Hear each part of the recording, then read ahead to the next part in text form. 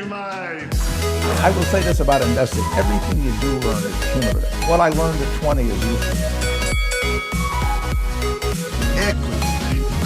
Welcome to another episode of Equity Mates, a podcast that follows our journey of investing. Whether you're an absolute beginner or approaching Warren Buffett status, our aim is to help break down your barriers from beginning to dividend. My name is Bryce, and as always, I'm joined by my equity buddy, Ren. How are you going? I'm very good, Bryce. I'm very excited for this interview. We've spoken to a number of CEOs over the journey now, but many of them from, big companies that have been around for hundreds of years, the Telstras of the world. But the CEO that we have in the studio today started a company while we were at uni. Yes. It really puts it in perspective. What have we been doing with our last 10 years? And it's now a ASX listed company. So yeah. Pretty cool story. Excited to get into it. Absolutely. It's our pleasure to welcome Tim Fung to the studio. Tim, welcome. Thanks for having me. So Tim is the co-founder and CEO of Airtasker. Since its founding in 2012, Airtasker has grown to more than 4 million users and over $1 billion in work.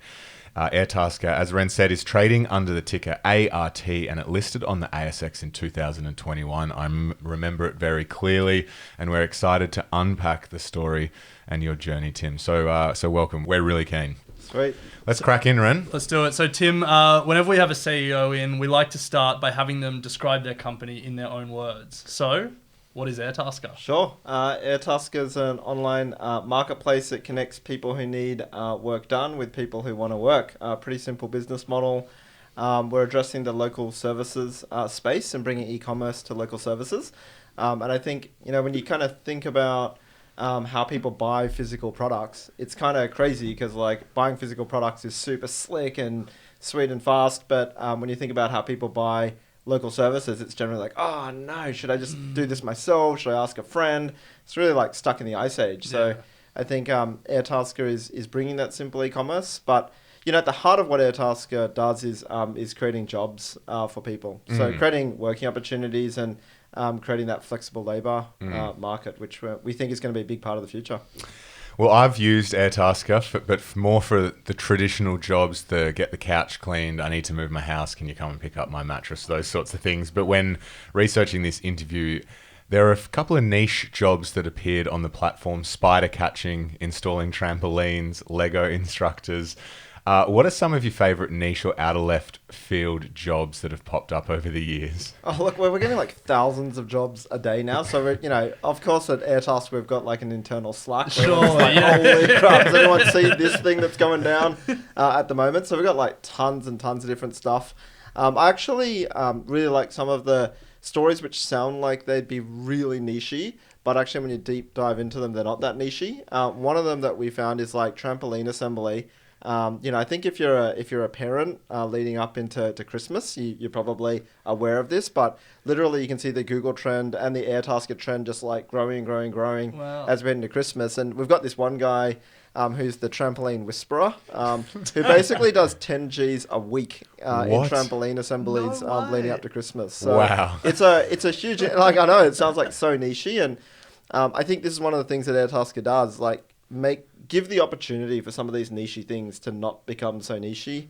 Kind of like how YouTube has done with videos or, podcasting, lower the friction, give the chance for something to happen. And sometimes you find out that some of the stuff is way bigger than you might have, initially thought.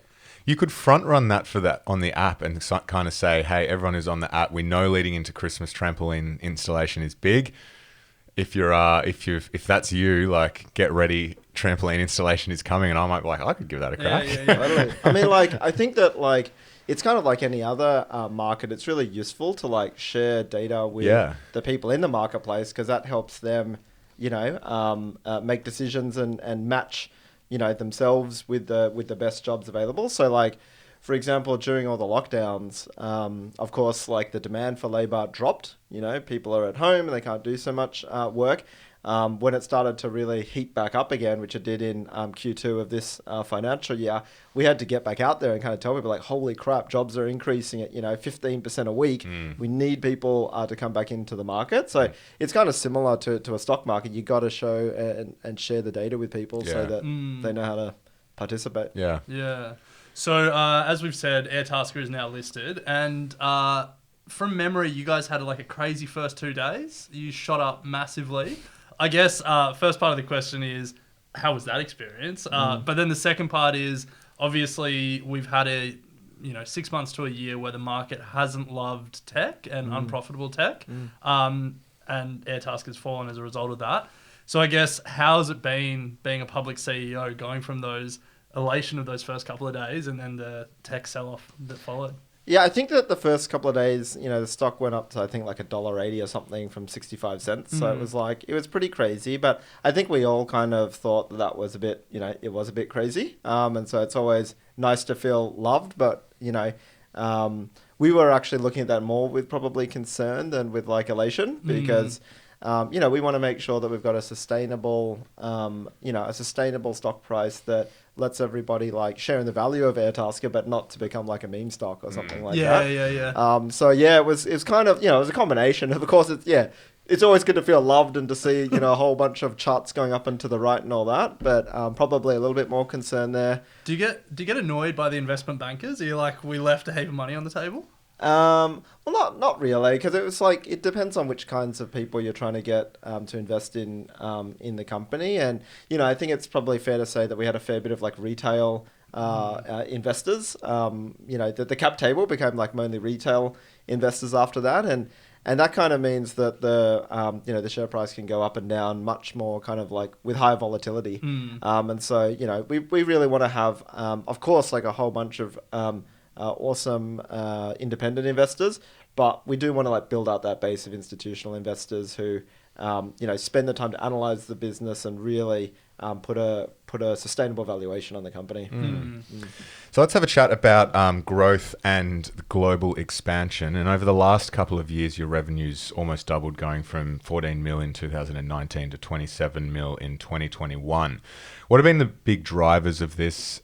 We would kind of assume perhaps COVID, but if you can enlighten us further. Sure. So I think one of the things about building marketplaces is that it takes a fair bit of time to build up what we call like liquidity, and then to be able to like harness the value of network effects as it grows. So basically, it's quite a J-curve that you see in terms of revenue growth and GMV growth. That's gross marketplace volume, which is effectively like the sales going through the marketplace. So it is very much like the first few years are really, really, you're investing hard to build out that initial network effect. But once you have it, that's really the thing that creates a huge amount of customer value.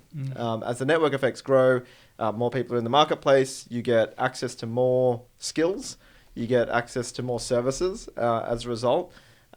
Taskers get access to more job opportunities, and everything just happens faster. So I remember like when I first was using Airtasker, 10 years ago, I'd post a job and it'd be amazing if someone like responded to a job in an hour or two.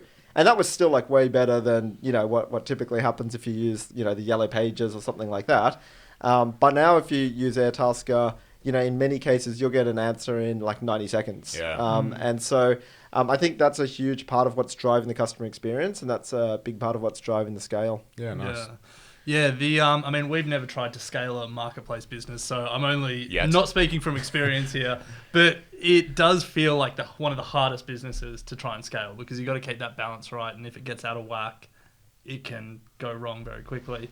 And you sort of started Airtasker in that period of like the golden age of marketplace businesses. Airbnb was 2008, Uber was 2009, I think Instacart was same year as you in 2012.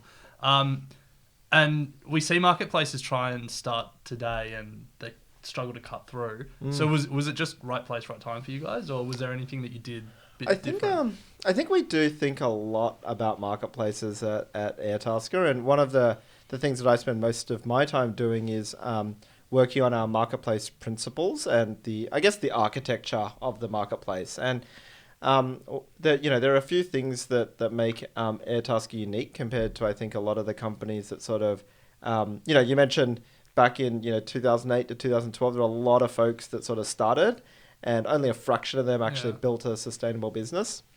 And we kind of went about it in a slightly different way. I think a lot of those marketplaces were sort of undecided as to whether they were like truly marketplaces, i.e., individuals connecting and being empowered to like make decisions between each other, or whether they were more like, you know, service companies that happen to have like an outsourced base of supply. Yeah. And I think if you're not sort of like super clear about that, it gets really hard. And at Airtasker, we've built our philosophy and our principles over the years, and like we are really big on, we empower people to connect with each other, to trust each other and make decisions, and we provide the framework of transparency and accountability, but we don't make those decisions. You make those decisions with other people in your community.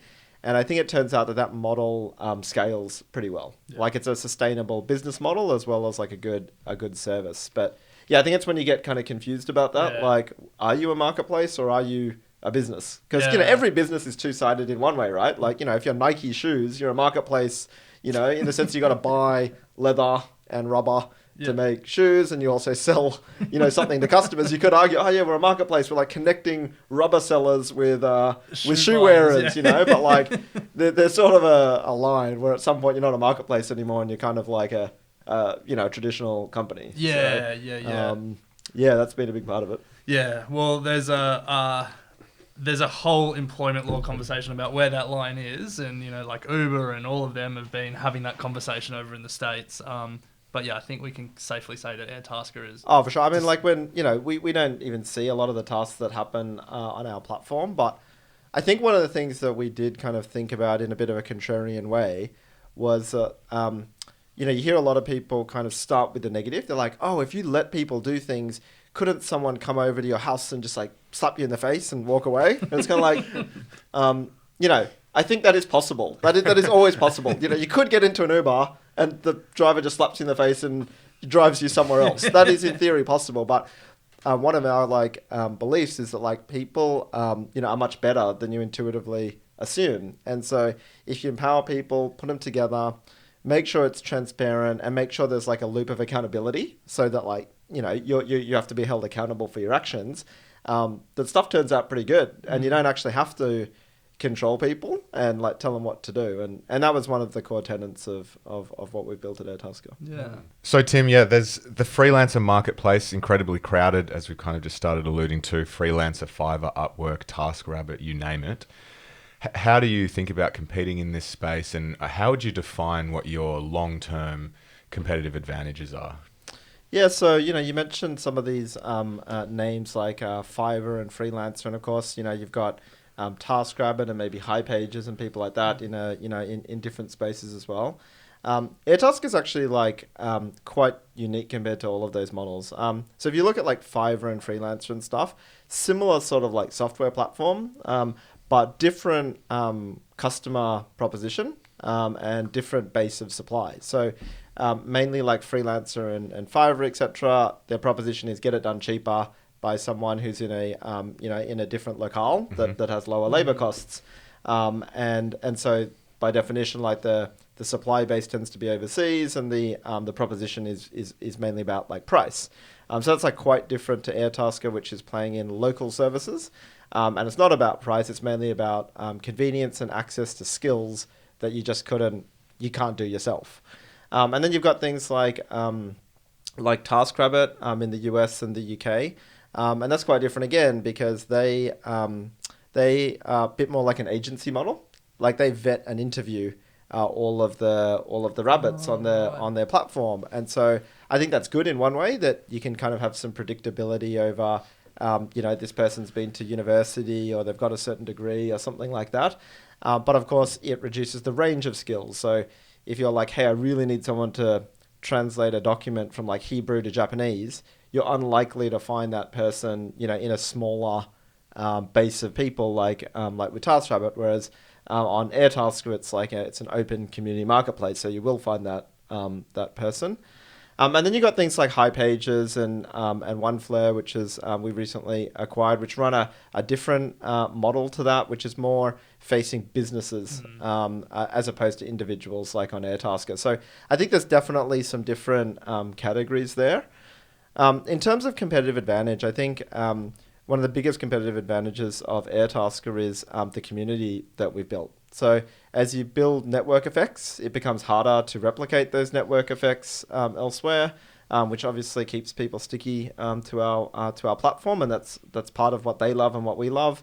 And I think also specifically on Airtasker, we have this thing called the reputation passport, which is that as you do more jobs on Airtasker, you get more ratings, you get more reviews.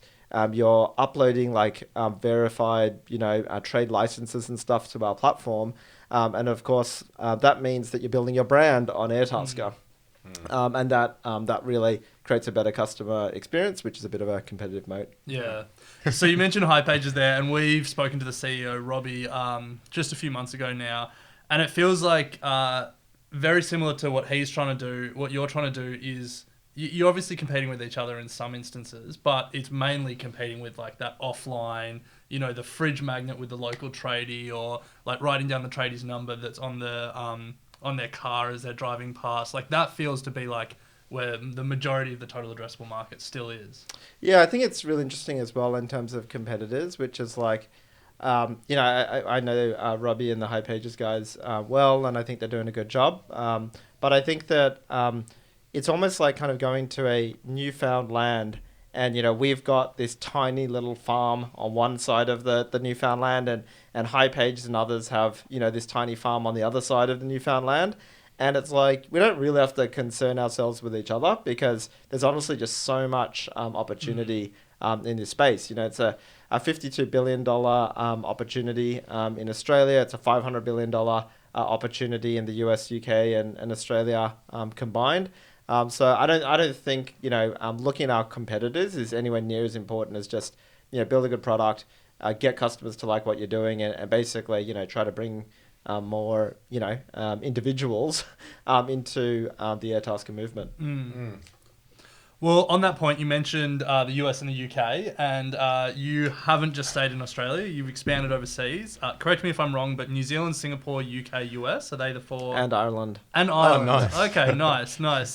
You need to advertise your Yeah, Ireland and they business. totally, it's quite interesting because, it's kind of like connected in the UK, but, they have the lovely idea of having a different currency. So, like, it is quite, from a technical perspective, it's actually quite a new endeavor. And I'm sure the Irish wouldn't appreciate us lumping them in, so let's not. Let's not go there. So, talk to us about the journey of expanding overseas. I'm sure there's heaps of challenges, scaling the team, but also trying to replicate building a two-sided marketplace, because you really have to start from scratch when you go to these new markets. Totally. So, talk to us how that's been.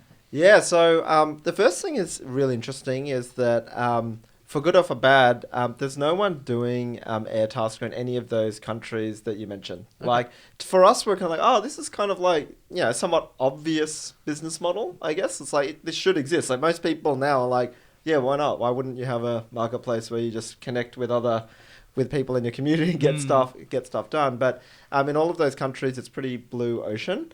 What about TaskRabbit?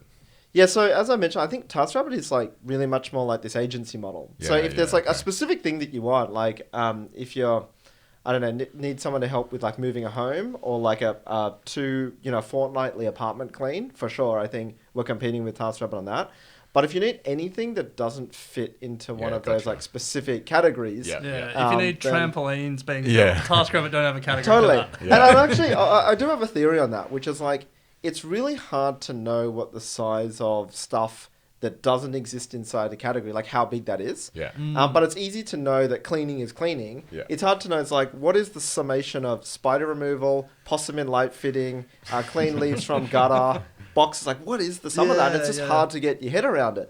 But I think a good observation that our US founder, Bo Fishback, said to me was like, when you think about like Craigslist, it's actually like a crazy good business. Like it's sick because like it's everything that doesn't fit neatly into Airbnb or Uber or Instacart. It goes to Craigslist, and we often knock it because we're like, but like their interface isn't as slick as Uber's. But if they tried to make it that slick, then you wouldn't have that like incredible liquidity that you get on Craigslist.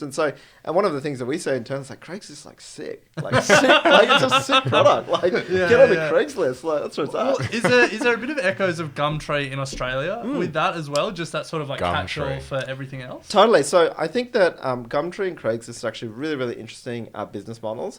At Airtasker, our belief is that you do need to add like a layer of transparency, accountability, payments, insurance, like just that next layer up. But of course, like the aspect of like liquidity and like enabling stuff to happen that wouldn't happen if you created too much friction is pretty massive on Gumtree and Craigslist. Yeah. But we probably diverged a little bit from like the question about like starting up new marketplaces. I think it's a blue ocean in the US and the UK in particular, which is where our main focus is.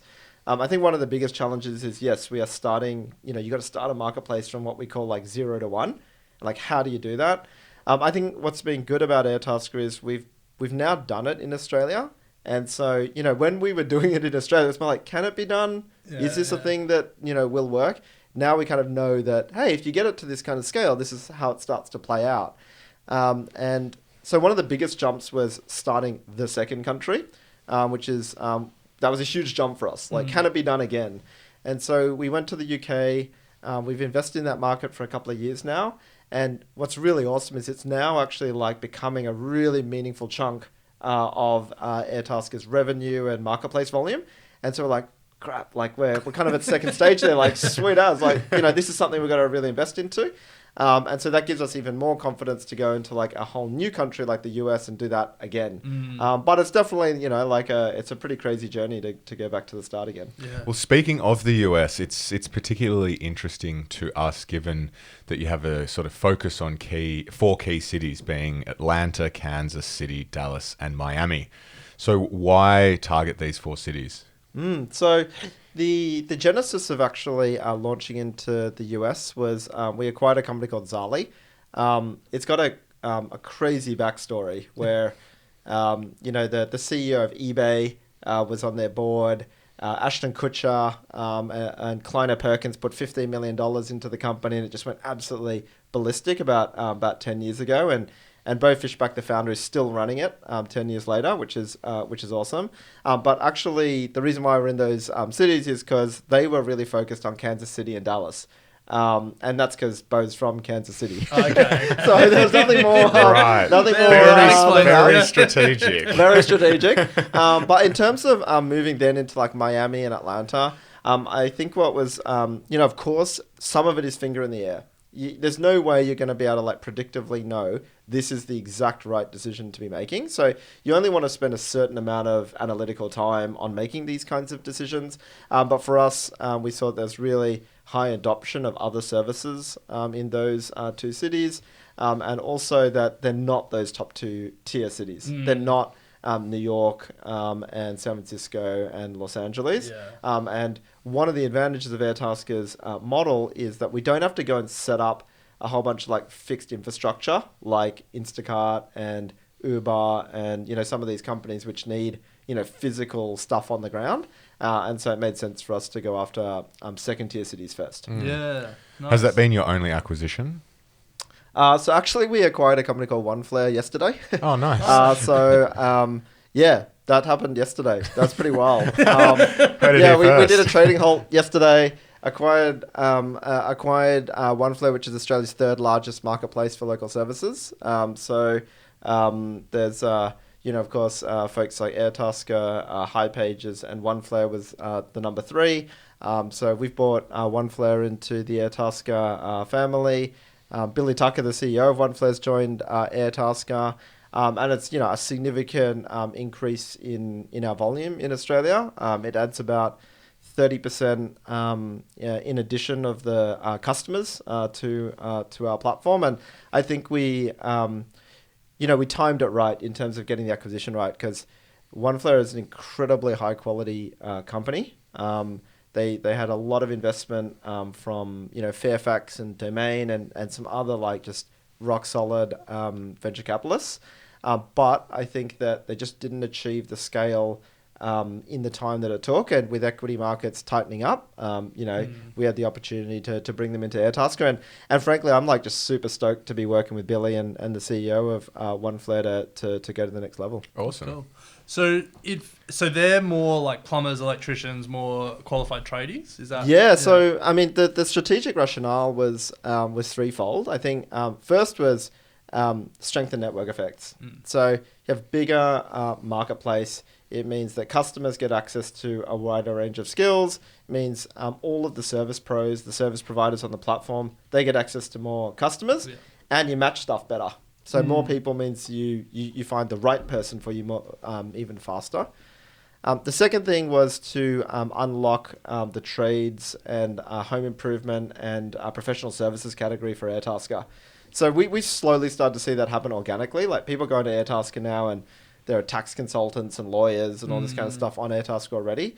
But we did see in Oneflare like this massive opportunity because they had built this suite of features which was built for businesses. Like they had built their whole marketplace and platform around verified businesses. And so bring all of those features across to Airtasker. And I think when we combine that marketplace, that's going to be a massive opportunity to address these higher value segments.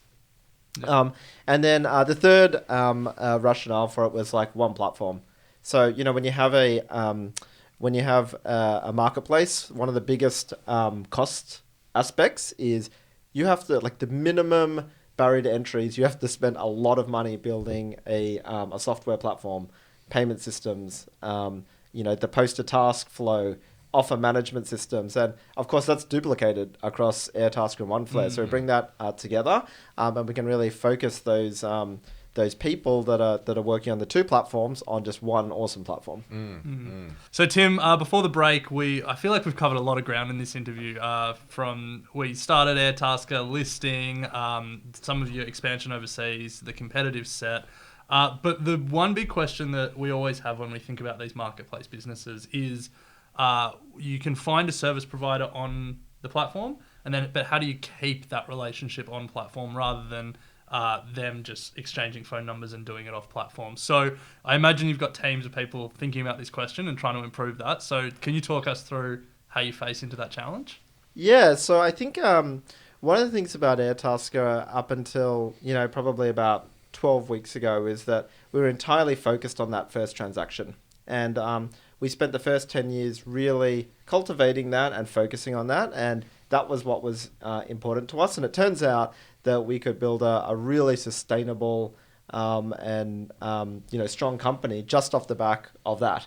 And so when people ask me what's the leakage? That's what a lot of people refer to it. What's the leakage on the second transaction? We were kind of like, I think it's 100%. It's actually you can't actually, it's a little bit like Tinder or something. What's the repeat rate between the two, the same two people, having a hookup on Friday night? It's like, it's 100%. They don't come back through Tinder to organize the second date. So that was our attitude for the first 10 years. And I think that focus was actually important because there's a lot of value in connecting two people together. But of course, we see that there's a massive opportunity as well. It's a different kind of value opportunity for our customers for the second transaction. So in the first transaction, you're mainly paying for connection. You're like, hey, I want to meet this person. And you need to get access to a skill that you don't have or somebody to do something at the right time. And you're also paying for a little bit of handling value, which is payments, insurance, convenience, administration. Of course, on the second transaction, it's a little bit more weighted towards the handling value. Mm-hmm. It's less about the connection. Of course, you do need to be able to connect with them, but it's more about that handling value. And so it's a different kind of value proposition. So we are working on a product to address that. It's called Airtasker Contacts. And it's basically how most people hey, I got a tree guy, or I've got the pool cleaning lady, or I got the babysitter, teenager up the road or whatever. So we are building that into Airtasker. And so now if you go onto the home screen of Airtasker, you'll see all the people that you've worked with before. Oh, yeah. And you can just have a message. You can send them a message and transact through the platform with a much lower fee rate. So one of the things, because you're offering different value to people, of course you can't charge them for the connection and the handling. You're going to charge them a lot less for the connection and, probably the same thing for the handling of the task because you are getting payments, insurance, convenience, etc. Actually, one of the best moments in my product development career was when we turned this on. Basically on Airtasker, we have a messaging system, but we would block the messaging Yeah. a week after you had completed a task. So it would be like, okay, that connection's done. Let's close off that chat thread, and it would just be closed. So one of our engineers decided to write about 28 lines of code that just stopped that block from happening, and literally like press enter to like deploy that code, and immediately hundreds of people started talking through that channel, and we're like, it looks like we've been blocking this, and this must have been like really annoying to people before, and now we've got like thousands of people a week who are talking through that messaging system. And so we're just going through that process now of like iterating on the fee model, the incentive model, and communication to our audience to get them to understand that new kind of value prop. But we charge 1.9% to our taskers on the second transaction, which is basically cheaper than Afterpay or a credit card. So I think that it's a really attractive proposition, and we just got to get the word out there. Yeah, I think that's good. You should try and get like a referral mechanism or something, because like I think another one of the big things is just knowing who's good and who to trust when you go on the platform. Like, I need my sync fixed.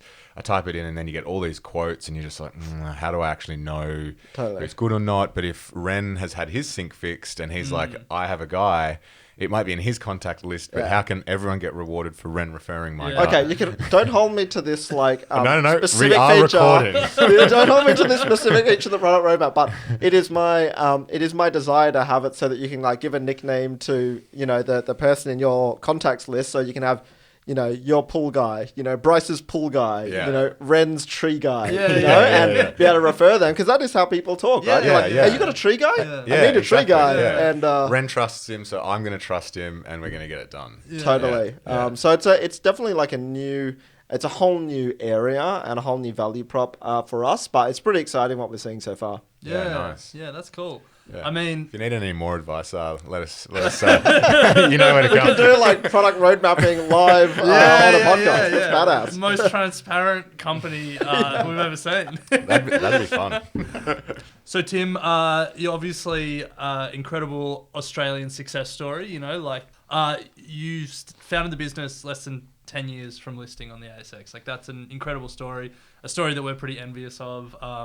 We had plenty of business ideas in 2012 when we were at uni, and we just didn't do anything, and look where we could be. But we want to talk about the Australian startup scene, because you are an advisor to a number of startups, Car Next Door, Mad Paws, Huddle Childcare, Float Space. That's what I could find when I was doing some digging. I'm sure there's more. So I guess starting with just the scene more generally, what are you learning, or what are you seeing about the next generation of Australian startups coming through? Yeah, so I did get some criticism on LinkedIn when I was kind of like, I felt like for me, the Australian startup scene really started to get some pace probably like in about 2011. And I do want to acknowledge there was a lot going on before 2011 as well when we came in, but it definitely did seem like there was a bit of a step change in activity since then. There weren't really any Australian VCs, or there was like maybe one or two firms. There weren't co-working spaces, and you were basically a bit weird if you were doing a startup because you'd probably paying yourself like not much money, and you're living in your parents' basement or something. If you wanted to do that, and I think one of the really cool things now is that has changed a lot. Like, the support infrastructure has totally changed. It's like tons of co-working spaces that run events to like bring people together. There's a lot of advisors and like second-time successful entrepreneurs who are like, I guess, helping people go through that those early stage troubles. And then I think funding is really important. Like having the VCs and now the super funds backing into the VCs, and having a healthy angel investor community is like really, really important, I think. It was too big a jump before to go from like, hey, I'm working a great safe corporate job, to I'm going to earn 20 grand, move back in with my parents, probably fail. And then, and so I think that's been really bridged. And so there's just way more smart people who are able to come into this space. And I think that risk bridge is probably that it's a bit smaller now. And so, it's awesome to see that. I think one of the most, the biggest differences is just seeing these like second time founders coming through, which is really exciting. Like people who, maybe backed companies, use that money to invest into, I don't know, Atlassian or Canva. And then those folks from Atlassian and Canva are now coming out and investing into the next year or starting their own stuff. Like, I think that's probably like the biggest, I think that's the most important change and evolution that we're seeing is people have done it before with the credibility and the experience, passing that down the generations. So, Tim, you've been pretty public about one of your big people mistakes, which was sending an all-staff email to your 10 employees, enforcing a 9 a.m. to 6 p.m. working hours. What are some of the other watch outs or pieces of advice that you'd have for those budding entrepreneurs or startup CEOs out there?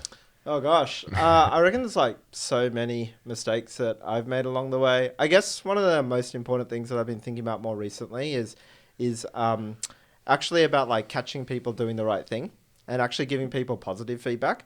I think one of the things is like when you're really passionate about an idea and, you're pushing yourself hard and performing, at a high level, it's easy to kind of like take other people for granted. Like that, they join your company, they push themselves really hard as well. And you're kind of like, just like, cool, thanks. And I think one of the things that it's easy to do that because you're always kind of like moving on to the next thing. I think one of the most important lessons I've been learning recently is it is so powerful to just stop, think about what other people are doing, like acknowledge them and actually just go and, you don't have to like thank them, but just acknowledge good work. And so one of my biggest things right now is like catching people doing the right thing, which is like, if you see something that's good, don't miss the opportunity to like go over and talk to them and like reinforce it. It's actually way more powerful than catching people doing the wrong thing and, nipping that in the bud. I mean, that's important too. But certainly when you see like awesome behavior, just the power of just going out to someone and saying, that was awesome.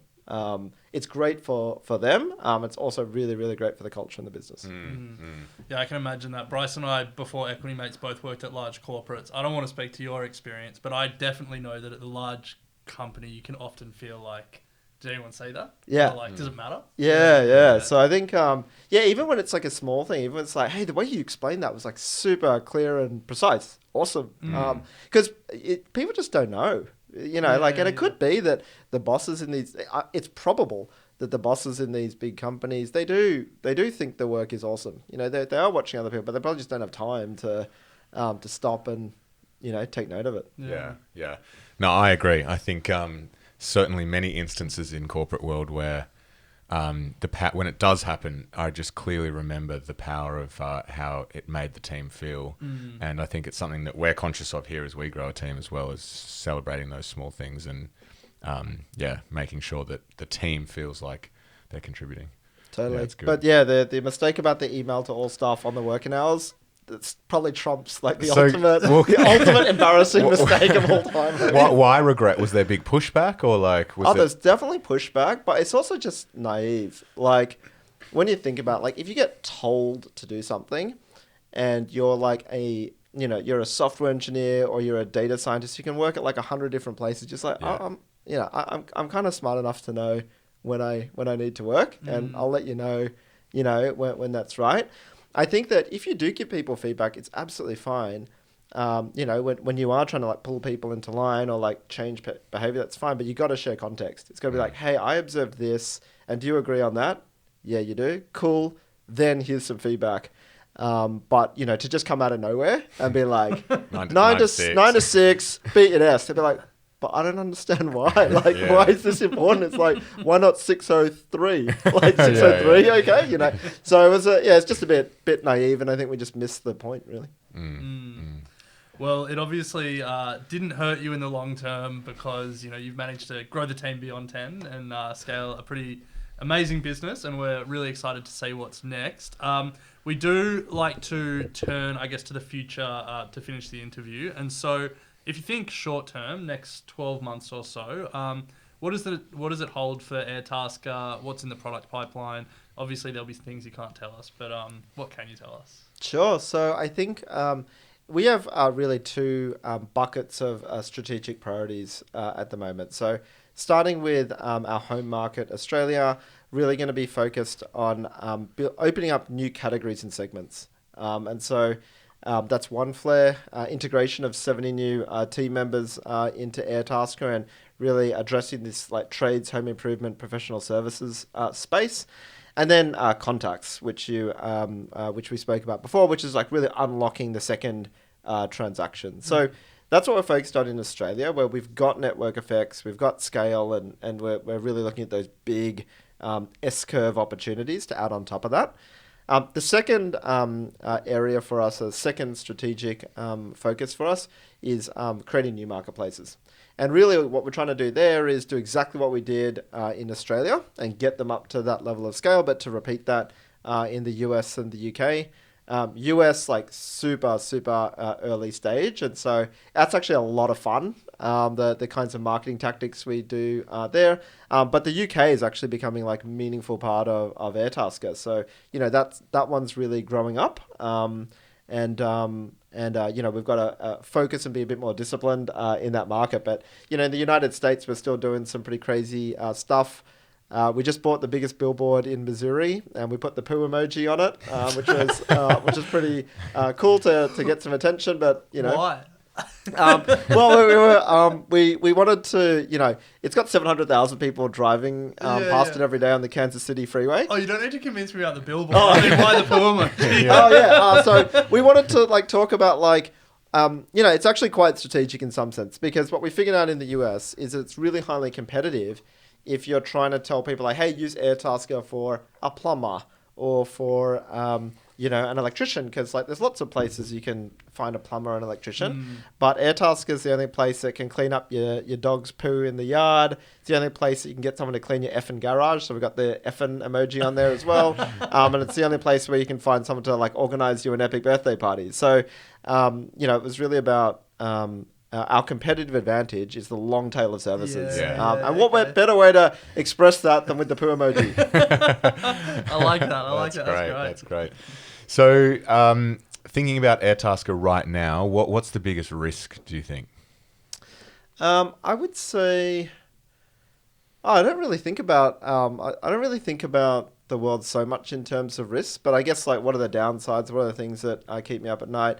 I'd say it's definitely at the scale right now is team stuff. There's definitely a war for talent.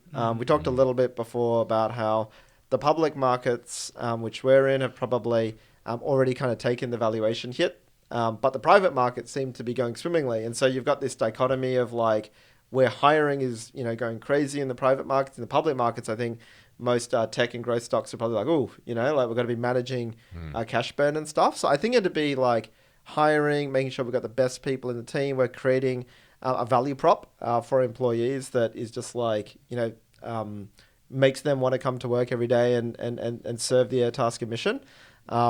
There's just so many things that could go wrong in that space, and that's where I spend a lot of my time. Yeah. I mean, I can't imagine how hard it is for you guys, especially with software engineers. We're trying to hire people in the media space, and we have trouble. I mean, it's across everything, right? Great time to be looking for a job. I know. Far out. We've got it on the, at two levels as well. On the Airtasker marketplace, of course, we've got to look for supply and demand balances in labor, but also within the company as well. So I think that I would imagine that we'll see some turnaround in the markets at some point. But until then, it's definitely something to keep an eye on. Yeah. And then, Tim, final question. And again, we want to say thank you for joining us today.